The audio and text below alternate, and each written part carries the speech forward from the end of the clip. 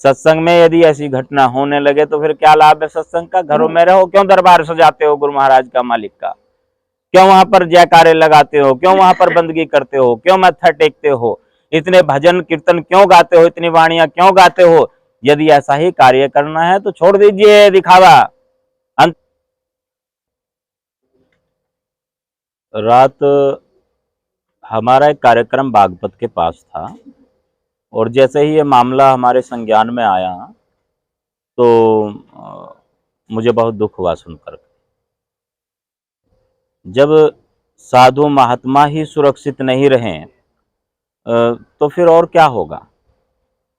दूसरी बात यह है कि जिन लोगों ने भी इस घटना को अंजाम दिया है वो अच्छा नहीं किया उन्होंने। यदि उनको महात्मा जी की बात से कोई आपत्ति थी तो वो बातों के माध्यम से उस पर चर्चा करते, विचार करते।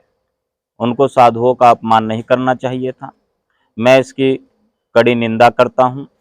और साथ ही हमारे महात्मा श्री मेघराज दास जी का अपमान नहीं है ये पूरे संत समाज का अपमान है, सभी साधुओं का अपमान है। इनको जो ये बाना दिया है ये सतगुरु समनदास जी महाराज का दिया हुआ बाना है। ये उस बाने के ऊपर उंगली उन्होंने उठाई है। सारे साधुओं का अपमान उन्होंने किया है। और साथ ही साथ जो कार्यक्रम के आयोजक हैं, जो गांव वाले हैं, ये उनका भी अपमान है, पूरे मानकपुर गांव वालों का, क्योंकि उनके गांव में ये घटना हुई है। इसलिए गांव मानकपुर वालों को इस बारे में शीघ्रता से कोई कदम उठाना चाहिए। और जो लोग इस कार्य में, इस घृणित कार्य में शामिल है, जिन्होंने निंदनीय कार्य किया है, वो उनको आगे लेकर के आए। साथ ही प्रशासन से भी मेरी अपील है, महात्मा जी के साथ ये जो दुर्व्यवहार हुआ है वो इस पर तुरंत कार्यवाही करें।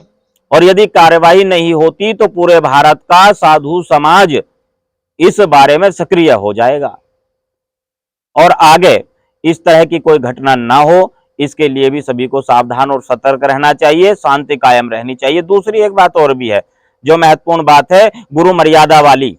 गुरु मर्यादा कहाँ चली जाती है ऐसे समय पर, जब साधुओं के ऊपर हाथापाई की नौबत आती है, कहाँ धैर्य चला जाता है। देखिए सतगुरु स्वामी समनदास जी महाराज ने मर्यादा सिखाई है सबसे पहले, इसलिए मर्यादा में रहना अनिवार्य है। सत्संग में क्या करने के लिए, क्या लेने के लिए जाते हैं आप लोग? क्या करने जाते हैं? सत्संग में तो भाई प्रेम सिखाया जाता है।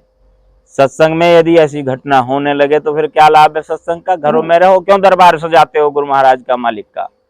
क्यों वहां पर जयकारे लगाते हो? क्यों वहां पर बंदगी करते हो? क्यों मत्था टेकते हो? इतने भजन कीर्तन क्यों गाते हो? इतनी वाणियां क्यों गाते हो? यदि ऐसा ही कार्य करना है तो छोड़ दीजिए दिखावा। अंतर्गति राचे नहीं बाहर करे उजास, ते निर्दोष जख जाएंगे सतभाग्य रविदास। बाहर का दिखावा करने से कोई फायदा नहीं है। कल की घटना पर मैं दोबारा यही कहना चाहूंगा, जो हुआ है बहुत गलत हुआ है। पूरे साधुओं में, सभी संतों में बहुत ज्यादा रोष है इस बात को लेकर के।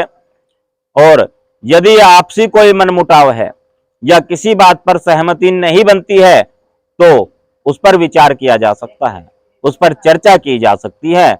उस पर इस तरीके से साधुओं का अपमान कतई बर्दाश्त नहीं किया जाएगा, बिल्कुल भी। धन्यवाद जी।